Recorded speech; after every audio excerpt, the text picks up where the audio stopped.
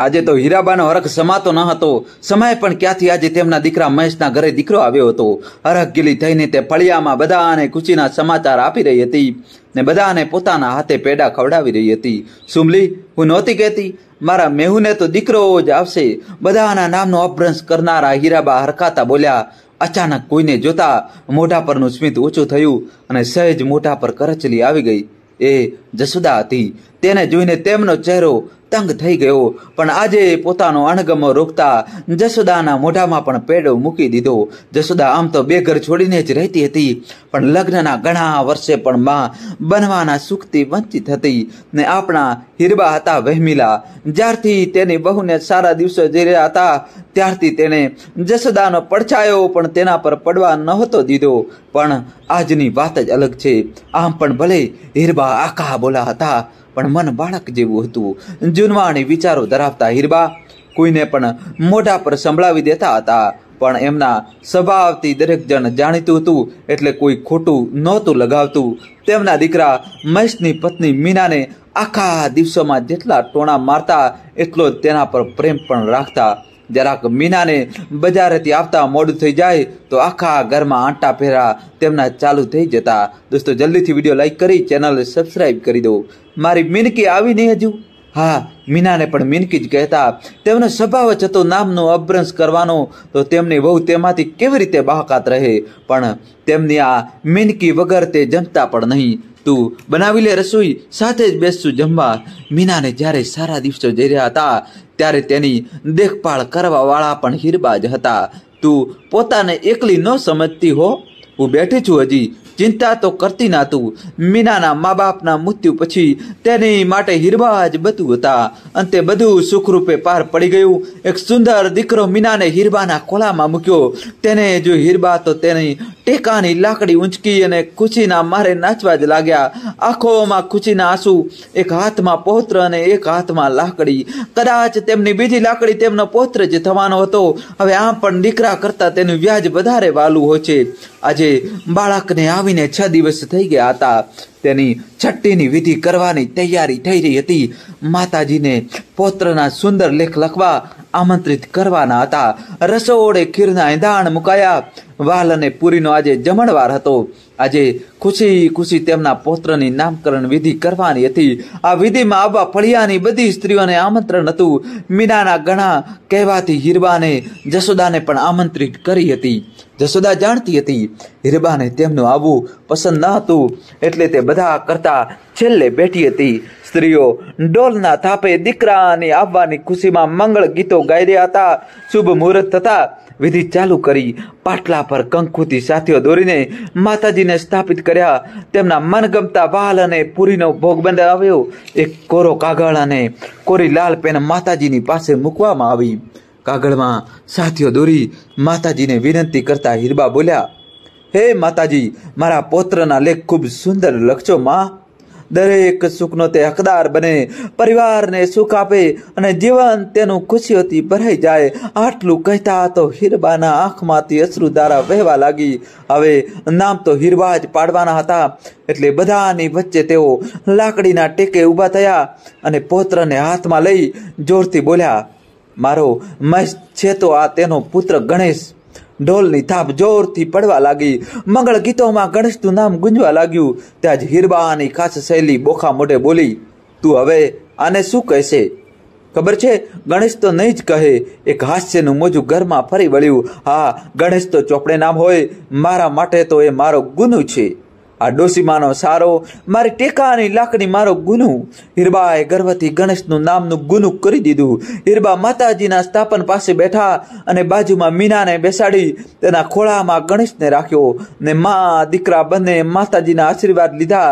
પછી દરેક જણ મીના પાસે આવી ગણેશને રમાડતા અને ભેટ સ્વરૂપે કંઈક ગણેશને આપતા જતા હતા. દોસ્તો, કહાની છેલ્લા સુધી જોજો અને ચેનલ સબસ્ક્રાઈબ કરી દો.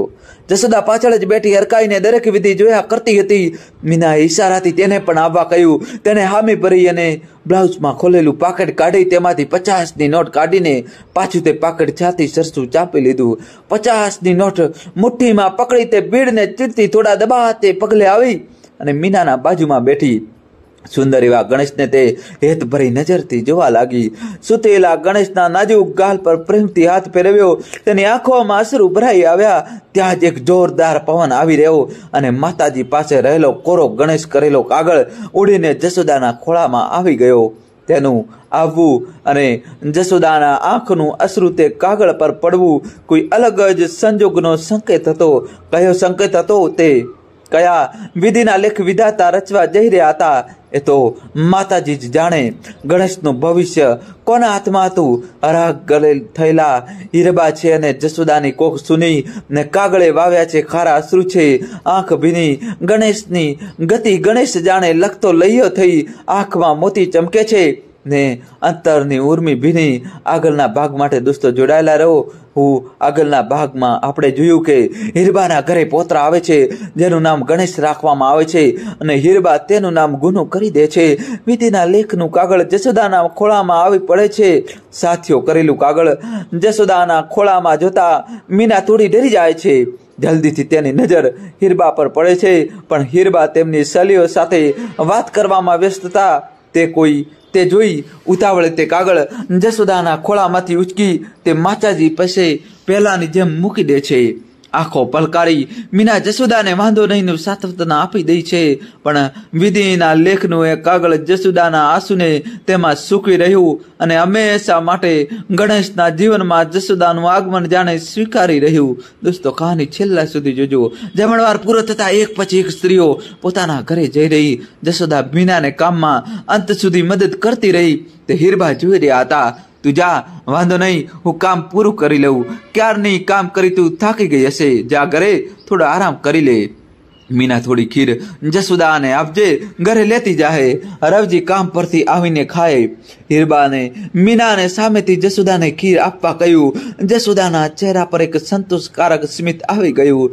મીના મારી બેનપણી છે ને બા, તેના ઘરે કામ કરવામાં શું થાક? હું તો બે પ્રેમના અક્ષરની ભૂખી છું બા. તમે જે પણ આપશો તે હું ખુશી ખુશી સ્વીકારી લઈશ બા. આટલું કહેતા તો તેની આંખોમાં ભીનાશ વર્તાઈ રહી અને સાડલાની કોરથી તે આંખમાં લૂછતા પાછી કામે લાગી ગઈ. હીરબા અપલક નજરે તેને જોતા રહ્યા. ત્યાં જ ગણેશના રડવાનો અવાજ આવ્યો. તે ઊંઘમાંથી ઉઠ્યો હતો.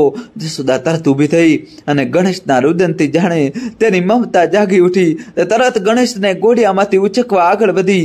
ત્યાં જ સામે હીરબાને જોતા જ તેના આગળ વધતા પગ ત્યાં જ અટકી ગયા. મીના બહાર ફળિયામાં હતી.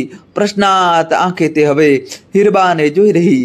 હીરબા પણ આંખો ડાળીને પાન પર મસાલો ઘસવા લાગ્યા. તે જાણે એક મૂક સંમતિ જ હતી. જશોદા માટે ઉતાવળા પગે તે ભાગી ગણેશ પાસે અને ઘોડિયામાંથી ઉચકી લીધો. બીના બાળતિયાને તે બદલી રહીને હીરબા તેને જોઈ રહ્યા. ગણેશ પણ જશોદા પાસે આવી ચૂપ થઈ ગયો. મારા દીકુને ભૂખ લાગી હશે ને, પણ તારી માને બોલવું હો. ગણેશ સાથે કાલી ગેલી ભાષામાં વાત કરતા કરતા તે મીના પાસે ગઈ. મીનાના ખોળે તે ધવડાવવા મૂકી એક સંતોષ નજરે તે ગણેશને જોઈ રહી. ગણેશના અવારણા લઈ કપાળે ટચકા ફોડતા બોલી, નજર ન લાગે મારા દીકુને. સમય જે કોઈની માટે અટકતો નથી તે તો નિરંતર વહેતો જ રહે છે. એ જ સમયની સાથે ગુનો મોટો થઈ રહ્યો હતો. હીરબાનો તો તેના ગુનુમાં જીવ હતો. સવાર થાય એટલે ગુનું ઓ ગુનું.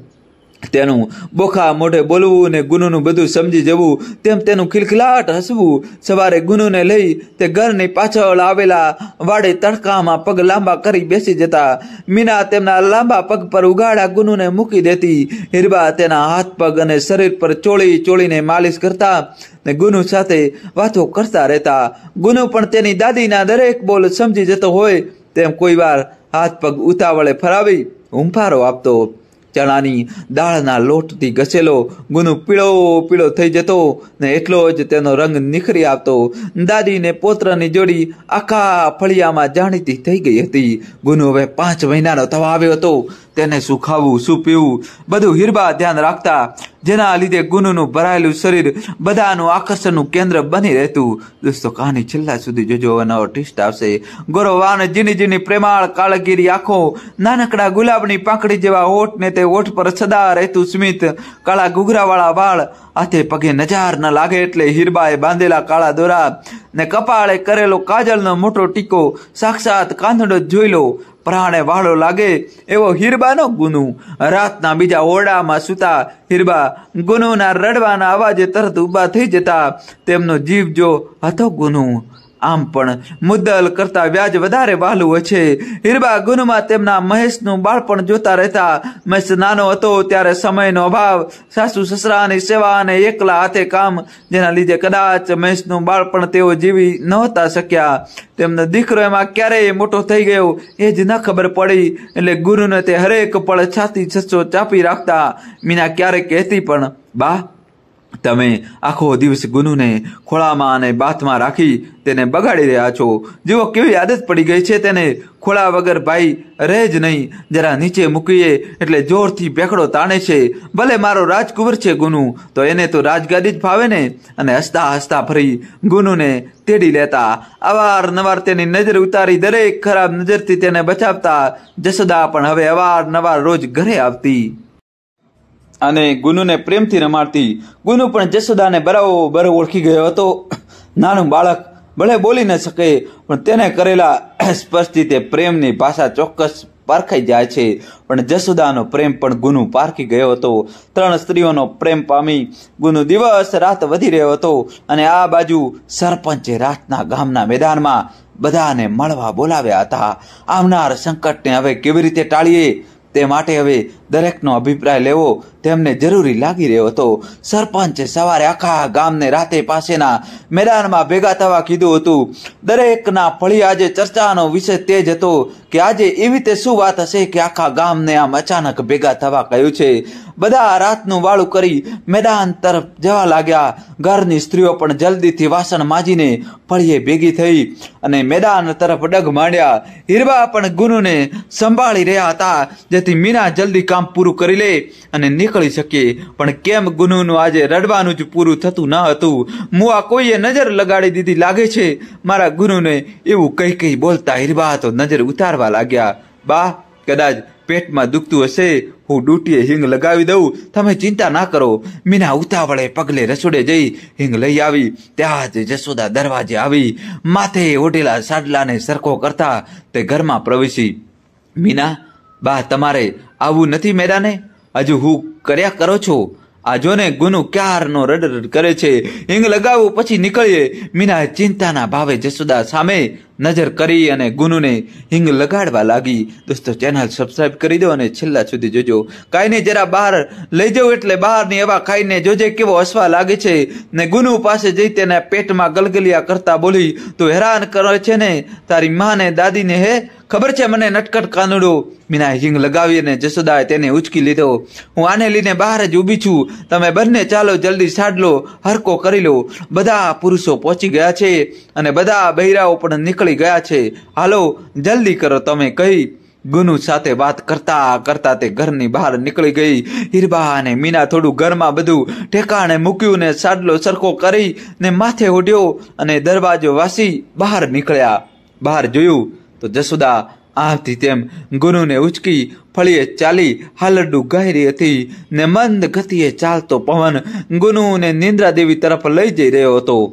ગુનુ જશોદાના ખભે માથું નાખીને આંખ મીચી રહ્યો હતો ને જશોદા તેની પીઠ પર હાલરડા સાથે એક હાથથી ધપકી મારી રહી હતી. ગુનુ જશોદાના ખભે સૂઈ ગયો એટલે 3 સ્ત્રીઓએ ઉતાવળે મેદાન તરફ ડગ ભર્યા. રસ્તાનો અંધકાર ચીરતા જઈ રહેલી સ્ત્રીઓને ખબર ન હતી કે આજે એક અલગ જ જીવન તરફ જવા માટે તેમના ડગ મંડાઈ રહ્યા છે. દરેક પગલે 3 જણી વિચારતી રહી, શું થયું હશે? બધું કુશળ હોય તો સારું, પણ કહે છે ને જાણ્યું જાનકી નાશે કાલે શું થવાનું છે. જો રામ ભગવાન ન હતા જાણી શક્યા કે સવારે શું થવાનું છે, તો આ તો પામર મનુષ્યનો અવતાર. ઉતાવળે પગલે 3 જણી મેદાન પહોંચી ગઈ. સામે વડના ઝાડ નીચે 6 ખુરશીઓ લગાવી હતી. 5 ગામના મુખ્ય કાર્યકર્તા અને એક સરપંચની. ગામના સરપંચ તેના પર બેસી દરેકના આવવાની રાહ જોઈ રહ્યા હતા. માથે સફેદ પાઘડી ને સફેદ કુર્તામાં હંમેશા મૂછો પર તાવ દેતા સરપંચના મોઢા પર ચિંતાની રેખાઓ સાફ દેખાઈ રહી હતી. મેદાનમાં 2 પક્ષે બધા બેઠા હતા, પુરુષ પક્ષ અને સ્ત્રી પક્ષ. નીચે જમીન પર દરેક જણ ગોઠવાઈ ગયું હતું. મીના, જશોદા અને હીરબા સાડલે માથો સરખો કરતા સ્ત્રી પક્ષમાં સૌથી છેલ્લે બેસી ગયા. જસોદાએ સુતેલા ગુનું મીનાના ખોળામાં મૂક્યો. બંનેની આંખો એકબીજા સામે જોતા જાણે એકબીજાનો આભાર માની રહી. એકને દીકરો સુવડાવ્યો તેનો આભાર, બીજીને દીકરો સુવડાવવા આપ્યો તેનો આભાર. હીરબા લાકડી બાજુમાં મૂકી આગળ બેસેલી તેની બહેનપણીઓ સાથે બેસી ગયા. સરપંચ ઊભા થયા.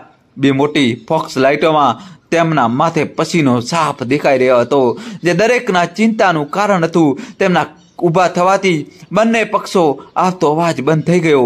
રાતના આવતા તમરાનો અવાજ હવે સ્પષ્ટ સંભળાઈ રહ્યો હતો. હવે દરેક જણ સરપંચને સાંભળવા ઉતાવળા બન્યા. મારા ગામમાં રહેતા મારા ભાઈઓ અને બહેનો, આજે આ રીતે તમને મેદાને બોલાવી હેરાન કર્યા તે બદલ હું તમારી ક્ષમા માંગુ છું. પણ વાત જ એવી છે કે અમને તત્કાલ તેનો ઉપાય નીકાળવો જ રહ્યો, જેમાં તમારા વિચાર અને સહકાર ખૂબ જરૂરી છે. ઘણી ઊંડો શ્વાસ લીધો અને સરપંચ અટક્યા. તેટલામાં તો દરેકના શ્વાસે વાત પર થંભી ગયા. ગઈકાલે અમારી આજુબાજુના 15 ગામના સરપંચ સાથે સભા ભરાઈ હતી, જેનું મુખ્ય કારણ હતું ભૈરવ. હા, ડાકુ ભૈરવ, જેનો કહેર દિવસે ને રાત્રે વધતો જાય છે. એક પછી એક ગામડે જઈ તેણે હવે લૂંટપાટ મચાવી છે.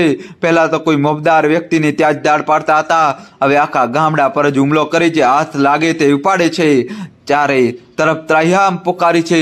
સરપંચ અટક્યા અને ગ્રામવાસીઓના ચહેરા પર ઉપસેલી ભયની રેખા જોઈ રહ્યા. અમે 6 જણ મળી કાલે ખૂબ વિચાર કર્યો અને છેલ્લે એક નિર્ણય પર આવ્યા. આના 2 હલ નીકળે છે. કાં તો તેઓ જ્યારે હુમલો કરે ત્યારે ચૂપચાપ પોતાનું સંગ્રહેલું ધન આપી દો અને ભવિષ્ય માટે કંગાળ થઈ જાઓ, કે ફરી વાતમાં એક અવકાશ આપી સરપંચ અટક્યા કે હિંમતથી તે ડાકુઓનો સામનો કરી કાયમ માટે તેમના ત્રાસમાંથી મુક્ત થઈ જવું અને આપણા બાળકોનું ભવિષ્ય સુંદર કરવું. દોસ્તો, જલ્દીથી ચેનલ સબસ્ક્રાઇબ કરી દો અને છેલ્લા સુધી જોજો. એ હવે અમે નિર્ણય તમારા પર છોડીએ છીએ. તમે થોડો સમય આપીએ છીએ, ચર્ચા વિચારણા કરી અમને જવા દો. અમને તમારો લીધેલો બહુમતી નિર્ણય મંજૂર હશે, કહી સરપંચ તેમની ખુરશી પર બેસી ગયા અને બાજુમાં રાખેલા ગળામાંથી એક ગ્લાસ પાણી ઉભે મોઢે એકે શ્વાસે પી ગયા. અને આ બાજુ મેદાનમાં દલીલોનો અંદરો અંદર અવાજ વધવા લાગ્યો. સરપંચની વાત પૂરી થતાં જ દરેક પોતપોતાના મંતવ્ય આપવા લાગે છે. એક પક્ષ નમતું જોખવા કહે છે જેથી દરેક વ્યક્તિ સુરક્ષિત રહે, ને બીજો પક્ષ સામનો કરવા કહે છે કે ફરી આ ગામ તરફ માથું ન ઉચકે. સ્ત્રીઓ તો બસ ચિંતાના મારે એકબીજા સાથે વાતો કરવા લાગે છે. શું થશે હવે? આ પુરુષો અને સરપંચ મળી શું નિર્ણય લેશે, ને જે નિર્ણય લેવાશે તે પડશે કે નહીં? તેમના ભાગે માત્ર વિચારવાનું જ હતું, કારણ અહીં ખબર છે જે પુરુષ પક્ષ નક્કી કરશે તે જ થવાનું છે. તેઓ માત્ર માથેનો સાડલો હજી નીચે સરકાવી એકબીજાના કાનમાં પોતાના વિચારો અને ચિંતા વહેંચી રહ્યા હતા. આ બાજુ પુરુષ પક્ષ તરફથી જોર જોરથી ચર્ચા વિચારણા થઈ રહી હતી. વાતાવરણ થોડું ગરમાગરમી પર ઉતરી આવતા સરપંચ ઊભા થાય છે. બધાની નજર તેમના પર ઠરે છે અને ફરી એકવાર દરેકનો અવાજ ધીમો થાય છે ને તમરાનો અવાજ જોર પકડે છે. સરપંચ આ ગામનું ભલું જ ઈચ્છે છે એટલો દરેક ગ્રામવાસીને વિશ્વાસ હતો તેમના પર. એ વિશ્વાસ તેમણે વર્ષો ગામની સેવા કરી કમાયો હતો, પણ આ વખતે તેમને પૂછેલા સવાલથી લોકો 2 ભાગમાં વહેંચાઈ ગયા હતા. એક પક્ષ જે નમતું જોખી જાન બચાવવા માંગતું હતું અને બીજો પક્ષ જે સામનો કરવા માંગતા હતા. હવે દોસ્તો શું થશે જોવા કહાની છેલ્લા સુધી જોજો અને વિડીયો લાઈક કરી દો. તો રવજી, તું ઊભો થા અને કહે શું કરવું જોઈએ? રજી ઊભો થયો, સરપંચ સામે 2 હાથ જોડી સન્માન આપ્યું ને બોલ્યો, હુકમ. મારું માનવું છે કે રૂપિયા તો કમાઈ લેવું, પણ જીવ જોખમમાં હશે તો તે ક્યાંથી લાવવું? મારા વિચારે થોડું ધન દરેક જણ ભાડા કે પોતાના ઘરની જમીનમાં દાટી દઈએ, ને જ્યારે હુમલો થાય ત્યારે થોડું આપી દઈને જીવ બચાવી લેવાનો. ત્યાં જ મહેશે અવાજ કર્યો, તો શું હર વખતે તેમના માટે જ કમાયા કરવું? કરવેરો પણ ભરો ને હાથે હાથે ડાકુ વેરો આ ભરતા થઈ જવું. વાત પૂરી કરતા તે ઊભો થયો ને સરપંચને હાથ જોડ્યા. તે લોકો ડાકુ છે મહેશ, એ ન ભૂલ. તેમની પાસે હથિયાર હશે અને આપણે નિહત્થા. તેમની તલવાર ને બંદૂકનો સામનો આપણે કેવી રીતે કરી શકશું? રવજીએ તેની વાત મુકતા કહ્યું, આપણે પણ ક્ષત્રિય જ છે રવજી, એ ન ભૂલ. દરેકના ઘરે તલવાર માત્ર દિવાલની શોભા વધારવા નથી રાખી, તેની ધાર આજે પણ એ જ છે જે પહેલા હતી. મહેશના કહેણથી ઘણા જુવાનિયા ઉત્સાહમાં આવી ગયા અને બધા જોરથી બોલવા લાગ્યા, હા હા, સામનો કરશું. આપને જો મરી જવું તો ઘરના લોકોનું શું થાય વિચાર્યું છે કે અમથા જ હા સામનો કરશું બોલવા લાગ્યા. રવજીની વાતથી દરેક વૃદ્ધ અને સ્ત્રીઓ સંમત હતી, કારણ તેઓ માટે ઘરનો સૂત્રધાર ઘરનો જુવાન જ હતો. બંને પક્ષે ઉગ્ર દલીલ થવા લાગી. આ બાજુ સ્ત્રીઓમાં સૌથી છેલ્લે બેસેલી જશોદા, મીના પોતપોતાના ધણીને આમ એકબીજા વિરુદ્ધ ઊભા જોઈ ગભરાઈ રહ્યા હતા અને મનમાં એક ફફડાટ થઈ રહ્યો હતો. બંને બાજી ના પડે તો સારું. ત્યાં જ સરપંચે હાથ ઊંચો કર્યો અને દરેકના અવાજ બંધ થયા. હાથનો ઇશારો જ કાફી હતો રવજી અને મહેશને બેસાડવા. તે બંને બેસી ગયા. હવે સ્ત્રી પક્ષ અને પુરુષ પક્ષ દરેકની આંખો સરપંચ પર સ્ત્રી થઈ અને કાન નિર્ણય સાંભળવા સવડા થઈ ગયા. 2 મિનિટ ગહન વિચાર તેમણે બાકીના 5 સભ્યો સાથે કર્યા. સરપંચ ફરી ઊભા થઈ ભારે ચહેરા પર ચિંતાની રેખાઓ દૂર કરવાનો વ્યસ્ત પ્રયત્ન કરતા બોલવાનું ચાલુ કર્યું. તો બંને પક્ષે વાતો મેં સાંભળી. બંને પક્ષ પોતાની રીતે સાચા છે. એકમાં વર્તમાન સુરક્ષિત કરવાની વાત છે તો બીજામાં ભવિષ્ય સુરક્ષિત કરવાની વાત છે. પોતાના લોકો માટે વિચારવું ખોટું નથી, પણ સમાજ માટે પણ વિચારવું જોઈએ. અમારા વિચારે અમે હજી 2 દિવસનો તમને વખત આપીએ છીએ. ત્યાં સુધી આપસી વિચાર કરી લો. 2 દિવસ પછી પાછા અહીં જ મળીશું. ત્યારે હું જે કહું તે દરેકે માન્ય રાખવું પડશે. અંતના વાક્ય પર જોર આપતા સરપંચના ભારે અવાજનો પડઘો દરેકના કાનમાં ગુંજી રહ્યો. નીરવ શાંતિમાં અચાનકથી એક ખડખડ હાસ્યનો અવાજ આવ્યો. ગુનુ ઉઠીને મીનાના સાડલાથી રમી રહ્યો હતો. તે ઉછકતા તેનું ખિલખિલાટ સ્મિત સરી પડ્યું. દરેકની નજર ગુનુ પર ફરી વળી. તેનું નિર્દોષ સ્મિત જોતા વાતાવરણ થોડું હળવું બન્યું અને દરેકના ચહેરની ગંભીરતા ઓછી થઈ. સાથે આજની સભા રદ થઈ. બીજી સભાની ઘોષણામાં દરેક જણ ઉઠીને પોતાના ઘર તરફ વળી રહ્યા. મનમાં હજારો સવાલોની વણઝાર લેતા લાઇટના પ્રકાશમાં ઉડતી ધૂળની ડમરી કોઈ મોટા તોફાનની ડમરીની આગમતાનો નિર્દેશ જાણે કરી રહી. સૂર્ય તેનો પ્રકાશ ધીમે ધીમે પાથરી રહ્યો. ક્યાંક ક્યાંક તો કુકડાની કુકડે કૂક સંભળાઈ રહી. ક્યાંક આંગણ સાફ કરી રહેલી સ્ત્રીની સાવરણીનો સર અવાજ સંભળાઈ રહ્યો.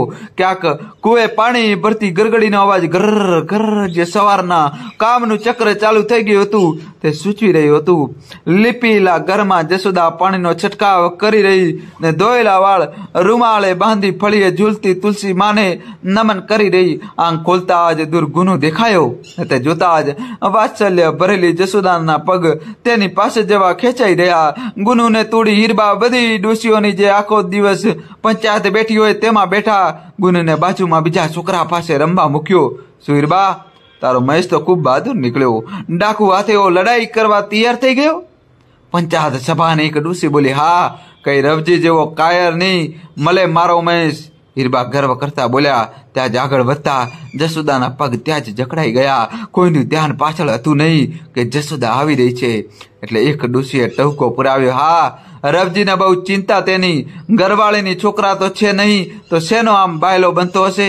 તો શું એની ઘરવાળી જશોદા આમ પણ આખો દિવસ મારા ઘરે આંટા ફેરા મારતી હોય. મને તો દીઠીની ગમે તે, પણ મિનકીની ખાસ બેનપણી એટલે ચલાવી લેવું પડે. દોસ્તો, કહાની છેલ્લા સુધી જોજો અને ચેનલ સબસ્ક્રાઇબ કરી દો. ને આખો દિવસ મારા પોયરા ગુનુ પાછળ જ પડેલી હોય. ઘણી વાર તો થાય એની જ નજર લાગ્યા કરતી હશે કે હું મારા ગુનુને. હીરબા સાડલો મોઢા પાસે રાખી ધીમેથી વળીને બોલ્યા. જશોદાની સ્થિતિ તો કાપો તો લોહી નીકળે એવી થઈ ગઈ હતી. છાતીએ ટીસ ઉપડીને એક આંસુ સરળ કરતું ગાલે સારી પડ્યું. ગુનુ પર નજર ગઈ તો એ તેને જ સ્મિત આપી જોઈ રહ્યો હતો અને નાનકડા હાથ તેની સામે ફેલાવી રહ્યો હતો. જાણે કહી રહ્યો હોય, મને લે. પણ જશોદા આજે તેને ઉચકીને કોઈનું દુઃખ પહોંચાડવા માંગતી ન હતી. ભરાયેલા ડુમાને સાડીના પાલવથી તેને દાબી દીધો ને ઘર તરફ ભાગી. ઘરે આવી દરવાજો બંધ કરી ત્યાં જ ફસડાઈ પડી. ત્યાં જ ભરેલો ડુમો જોરથી બહાર નીકળી રુદનમાં પરિવર્તિત થઈ ગયો. રવજી કામ પર જવાની તૈયારી જ કરી રહ્યો હતો. જશોદાના અવાજથી તે તેની પાસે ભાગ્યો અને તેને જજોડવા લાગ્યો. શું થયું જશોદા, કેમ રડે છે આટલી? રવજી તેને ગળે લગાડી શાંત કરી રહ્યો. તો ચૂપ થા તો પેલા ને કે તો શું થયું? ને રડતા રડતા જસોદાએ બહાર સાંભળીએ વાતો કહી અને ફરી હિપકે ચડી. રવજી હજી અવડમમાં હતો. કેમ શાંત કરવું આને? જસોદા તો રડામ જો મારી સામે. તેનો ચહેરો હાથમાં લેતા રવજી બોલ્યો, ગુનુના આવવા પહેલા તું રહેતી જતી ને, તો હવેથી એમ જ સમજ કે ગુનુ છે જ નહીં. ત્યાં જ જવાનું બંધ કર. આપણા નસીબમાં હશે તો આપી દેશે ભગવાન. આપણો જ ગુનુ. બંને પતિ પત્ની એકબીજાને વળગી ક્યાંય સુધી મોક બની આંસુ સારી રહ્યા. દોસ્તો કહાની છેલ્લા સુધી જોજો. હવે નવો ટ્વિસ્ટ આવશે. જલ્દીથી ચેનલ સબસ્ક્રાઇબ કરી દો. આ બાજુ મનીષને કોઈ કામ આવવાથી તે બાજુના ગામડે જઈ રહ્યો હતો ને તેની બાજુમાં રહેતા શિવાને કહેતો ગયો, હું રાતના જમવા સુધી તો આવી જ જાઉં. તું બધા પુરુષોને કહેજે રાતે અહીં મળે. આજે નક્કી જ કરી લેવું શું કરવું છે. એવું હોય તો ચિઠ્ઠી નાખું. રવજી કે મહેશ મૂછો અને વડ આપીને ચાલવા લાગ્યો. બહાર હીરબા બેઠા હતા. તેને પગે પડ્યો ને ગુનુને હાથ ફેરવી તે આગળ વધ્યો. હીરબા ગર્વ કરતા તેના દીકરાને જોઈ રહ્યા અને બધી ડોશીઓ સામે તેનું અભિમાન કરતા રહ્યા. પણ કહે છે ને, અભિમાન તો રાવણનું પણ નહોતું ટક્યું. તો આ તો ઘણા એવા પણ હતા જે ડાકુઓની સામે થવા નહોતા માંગતા, જે રવજીની સાથે પૂરેપૂરા સહમત હતા. વગર લોહી પાડે જો જીવ સલામત રહેતો હોય તો રૂપિયા ફરી કમાઈ લેશું. રવજીની વાતથી તેઓ સહમત હતા. આજે આખું ગામ આજ વિચારોના ચકડોળે ચડ્યું હતું. દરેકના મોઢે એક જ નામ હતું, ડાકુ ભૈરવ. જે ખૂંખાર સાથે એટલો બળશાળી પણ હતો. તેના એક અવાજથી તેના સાથીઓ જીવ આપવા તૈયાર હતા. 30 જણની ટોળકી આખા ગામને ભારી પાડી રહી હતી. હથિયારથી સજ્જ એ ટોળકી એકથી એક બળશાળીઓથી ભરેલી હતી. પહેલેથી ભૈરવ મગજનો ગરમ હતો. બાપ સાથે બોલચાલી થતા સગા બાપનું જ માથું તલવારે વાઢી દીધું હતું ને ત્યાંથી ભાગી ગયો હતો. બસ એ દિવસથી તે આમ જ જંગલો અને પહાડો પર રહેતો. તેના જેવા થોડા માથા પરેલ ભેગા થયા અને જમીનદારને લૂંટીને મોજ કરતા થયા. આસ્તે આસ્તે વધીને 30 જણ થઈ ગયા હતા. જેથી હવે તે લોકો સીધા ગામ પર જ હુમલો કરી લોકોને લૂંટી લેતા હતા. જ્યાં સુધી મોજ શોખ પૂરો થતો ત્યાં સુધી ફરતા ને ફરી બીજા ગામે નજર નાખતા. સંધ્યાકાળ થઈ ચૂકી હતી. ધીમે ધીમે પક્ષીઓનો કલરવ પણ શાંત થઈ ગયો હતો. સૂર્ય તેનું અજવાળું પાછું તેમાં સમેટી રહ્યો હતો. તે ધગધગતી લાળ જાજમ આકાશે પાથરી રહ્યો. દરેક જણ આકાશને જોઈ આશ્ચર્યમાં હતું. આવું લાલ ક્યારેય ન હતું આકાશ. મીના આજે વિચારી રહી, કેમ જસોદા આજે ગુનુને મળવા નહીં આવી? ને આ બાજુ જસોદા રાતના જમવાની તૈયારી કરી રહી ને આજે ગુનુને ન મળી શકવાથી આંસુ સારી રહી. રવજી કામ પરથી આવી ઘરે તેનું બચેલું સુથારી કામ કરી રહ્યો. રંદાની ઘરના શાંત વાતાવરણને ચીરી રહી. ત્યાં જ બહાર થોડો કોલાહલ સંભળાયો ને કાને 2 જ અક્ષર પડ્યા, ડાકુ ભૈરવ. બંધ બારણે પતિ પત્ની પોતપોતાના વિચારોમાં મગ્ન પોતાનું કામ કરી રહ્યા હતા. ત્યાં વિચારોને જજોળતો અવાજ સંભળાયો, ડાકુ ભૈરવ. બંને આશ્ચર્યથી એકબીજા સામે જોઈ રહ્યા. જસોદાના મનમાં એક ફફડાટ બેઠો અને રવજીના મનમાં તો 100ની ગતિએ વિચારો દોડવા લાગ્યા. હવે શું કરશું? સભા તો 2 દિવસ પછી ભરાઈને પોતાનો નિર્ણય લેવાની હતી. હવે કયા નિર્ણય પર અડગ રહીશું? મહેશ પણ નથી. હું શું કરી શકું? વીજળીની વેગે ચાલતા વિચારો પર તેને કાબુ કર્યો અને બહાર જે સ્થિતિ શું છે તે જોવા જઈ રહ્યો. ઉતાવળે ઘરના દરવાજાની સાંકળ ખોલી બહાર નીકળતા દરવાજે તેના પગ અટકી ગયા. જસોદા સામે જોયું તો તે હજુ પણ ત્યાં ગભરાટના લીધે સ્થિર ઊભી હતી. જસોદા! તેના એક અવાજે ઉકારો દેતી જસોદા આજે એમ જ ઊભી રહી હતી. ના છૂટકે જોરથી તે બોલ્યો, જસોદા. જોરથી બોલેલા તેના નામથી જસોદા ઝબકી અને રવજી સામે શૂન્ય વિચારે ફાટી આંખે જોઈ રહી. જસોદા સાંભળ, અત્યારે હોશ ખોવાનો સમય નથી. થોડી સતર્કતાથી કામ લેવું પડશે. એક કામ કર, ઘરે જે તારા દાગીના છે તે પાછળ વાડામાં જઈને માટી ખોદી મૂકી દે. માત્ર થોડું ઉપર છલ્લું રહેવા દેજે, જેથી તે ડાકુઓને આપી દેવાય અને આપણે સહી સલામત રહી શકીએ. ને મન શાંત રાખજે, જે થશે તે જોયું જશે કહી જસોદાની આંખમાં જોઈ તેને દિલાસો આપી ઉતાવળે પગરખા પગમાં નાખી તે બહાર નીકળી ગયો. દોસ્તો જલ્દીથી ચેનલ સબસ્ક્રાઇબ કરી દો અને છેલ્લા સુધી જોજો. બહારનું વાતાવરણ ખૂબ ત્રસ્ત હતું. અફરાતફરી મચી ગઈ હતી. સંધ્યા મટીને હવે રાતની ચાદર પથરાઈ થઈ ગઈ હતી. ઘરે સ્થિર જળજળતા દીવાની જ્યોત આજે હલી રહી હતી. પાસે રહેતા ભીમાને પૂછ્યું, ક્યાં છે ડાકુ? દેખાતો તો નથી. રવજી, ડાકુ પાદરે આવી ગયા છે. ત્યાં લૂંટવાનું ચાલુ કરી દીધું છે. અહીં આવતા વાર નહીં લાગે. શું કરશું આપણે રવજી? ગભરાતા ગભરાતા ભીમા બોલ્યો. ત્યાં તો બીજા બધા પણ ફળિયાના પુરુષો આવી ગયા. દરેક રવજીની સામે આસ ભરી નજરે જોઈ રહ્યા. તમે ચિંતા ના કરો, આ સમય ડરી જવાનો નથી. થોડી સમય સૂચકતા વાપરો.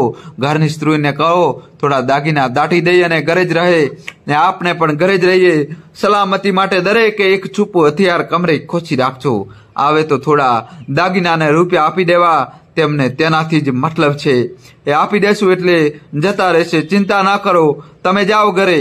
રવજીની વાત પૂરી થતા અડધું ફળિયું ભેગું થઈ ગયું હતું ને દરેક જણ રવજીની વાત પર અમલ કરવા તૈયાર થઈ ગયા. રવજી મનોમન પ્રાર્થના કરી રહ્યો, હે માતાજી, આ ગામ વાળાને મારા પર ભરોસો રાખ્યો છે, મારી લાજ રાખજે માં. દરેક જણ ઉતાવળે ઘરમાં બારણું વાસીને જતા રહ્યા. રવજી પણ ઘરે આવ્યો ને બહાર એક નજર મહેશના ઘર પર નાખી. મહેશ હજુ આવ્યો ન હતો ને સ્ત્રીઓ ઘરમાં એકલી જ હતી. દોસ્તો જલ્દીથી વિડીયો લાઈક કરી દો. તેને મનવાળી અટકેલા ડગલા પોતાના ઘર તરફ જતા કર્યા. ઘરે આવી અંદરથી બારણું વાસી દીધું. જસુદા ઘરમાં ઘરેણાને રૂપિયા ઠેકાણે કરી દીધા એમ માત્ર આંખ દ્વારા કહી રહી હતી, પણ તેના ચહેરા પર ચિંતાની રેખાઓ સાફ કરી રહી હતી. ચિંતા તો કર જસુદા, માતાજીએ જે નસીબમાં લખ્યું છે તે જ થશે. જસુદા ગભરાતા એક જ શબ્દ બોલી, ગુનુ. ને ભરેલી આંખેથી રવજી સામે દયા ભરી દ્રષ્ટિએ જોઈ રહી. ગુનુ ના રહ્યો દુનિયામાં. દોસ્તો કહાની કેવી લાગી કોમેન્ટ્સમાં જણાવજો. અને કોમેન્ટ્સમાં દોસ્તો તમારે જય શ્રી કૃષ્ણ તો લખવું જ પડશે. જલ્દીથી લખી દો. વિડીયો લાઈક કરીને ચેનલ સબસ્ક્રાઈબ કરજો. ધન્યવાદ.